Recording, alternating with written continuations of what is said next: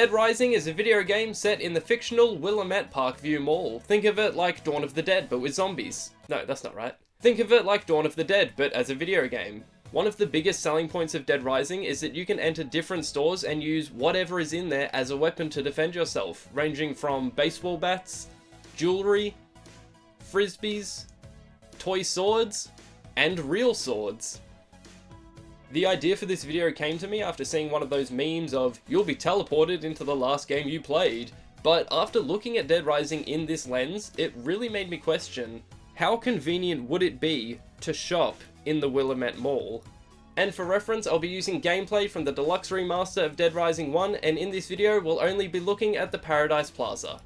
And according to the Dead Rising wiki, our very own Frank West is 5'10", so keep that in mind in relation to the store layout and product heights. With all of these shops, the entrance is also the exit, which runs the risk of a traffic jam with customers trying to enter and exit at the same time. First off, we'll be looking at Josh's Jewels. This is something that was recently fixed in the deluxe remaster, but in the original version there was no way to get behind the counter. So if you're working here, you would have to awkwardly climb over the display cases in order to sell these to your customers. But if you do want to get to the register, even though there is this little gate, it is being blocked by these boxes, so unfortunately you still have to climb over the counter. Oh, you like this one? Sure thing, I'll ring that up for you. No pun intended. Oh shit, don't tell my boss about that. Or if someone were to steal from the shop, you'd be like, "Stop, thief!" and then just awkwardly stand behind the counter because you're trapped there. There's also a little seating area to discuss your day on these very comfy looking chairs. So overall, pretty good place to shop and pretty good place to work, in the deluxe remaster at least, where you don't have to climb over the counter, except for the register where it's blocked by the boxes and you still have to climb over the counter. But aside from that, pretty good. It's also got this nice open entrance so that doesn't have a lot of blockage in the foot traffic, so pretty good. Now we're moving on to Child's Play. Shh, you wanna get sued?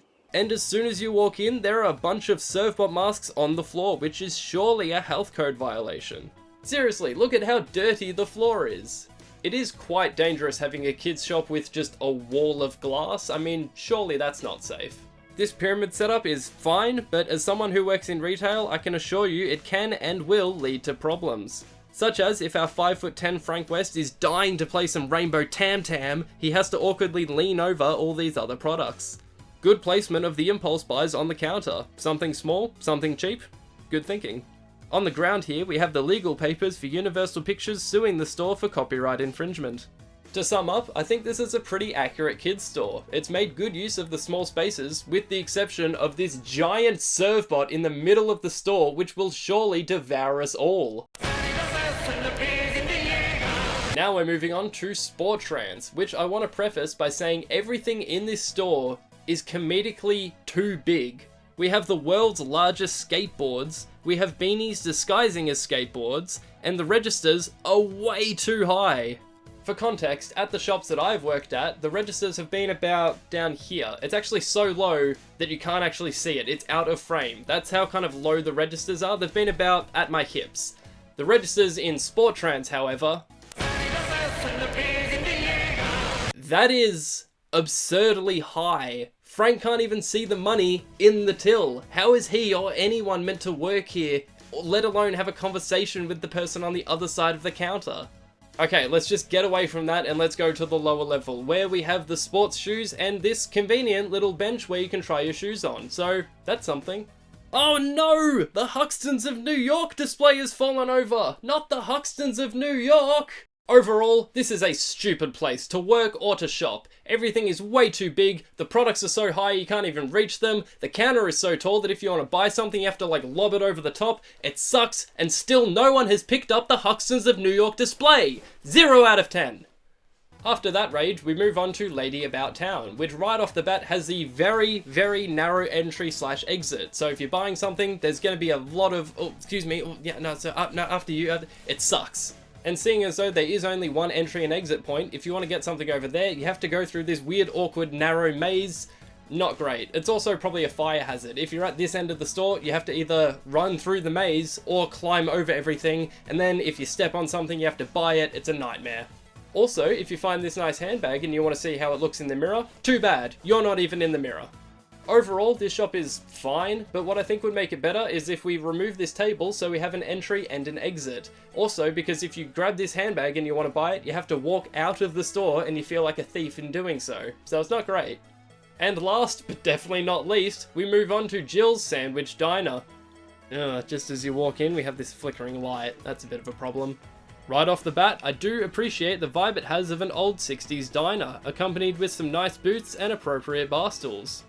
Oh sweet, they even sell orange juice. Orange juice. They also sell the salad burger, the chili burger, which is just a backwards salad burger, and a salad burger, which is different to the other burgers and has a chicken fillet in it. Ooh, they even sell an Australian burger. Hang on, that's just the salad burger again. They also sell chicken fillet, also known as upside down french fries apparently. They sell large french fries, also known as right side up chicken fillet, big chicken rice crisples, and rice chick, and have the same photo too, just upside down. And lastly, we have the mutton burger, which is, you guessed it, a backwards salad burger. There's also 2 bottles of orange juice on the ground, which is surely a health and safety hazard. That's too much juice, Glenn. All jokes aside, it does look like a really good restaurant, and I could actually imagine myself eating here if it were real. I definitely need to try that Australian burger, even if it is a salad burger in disguise. So, to answer the question of if the stores in Dead Rising 1 would be convenient to shop in, surprisingly so. There are some exceptions like Lady About Town and Josh's Jewels where you have to make some little tweaks here and there, but overall, pretty good. Except Spore Trance. Fuck Spore Trance. So thank you so much for watching this video. I like the blue screen behind me. I haven't actually done the editing yet, so I don't know if this actually worked or not, but I'm planning to do more videos in front of a blue screen, so let me know how you like this video. This was a weird topic, but it's one that I thought of for a bit, and I haven't really seen anything else about it. I saw Stippo's video where he talks about like the geographical nightmare, but he didn't really go into the shops and how it would be to be a consumer there, so I thought I'd do that, and actually turned out quite interesting in my opinion. It was a lot of fun going through these shops and just seeing how it would be in the real world. So if you like this video, I can go through other sections in the map and compare what they're like. I just started with Paradise Plaza just because it's like the first bit that you kind of go into when you're free roaming. So I had a lot of fun with this, and if you like it, then please click the like button, comment down below what sections of the map you'd like me to check out, and yeah, I had a lot of fun with this one, so thank you all so much for watching. If you like this video, please click the like button, and I'll see you all in the next video. See you later.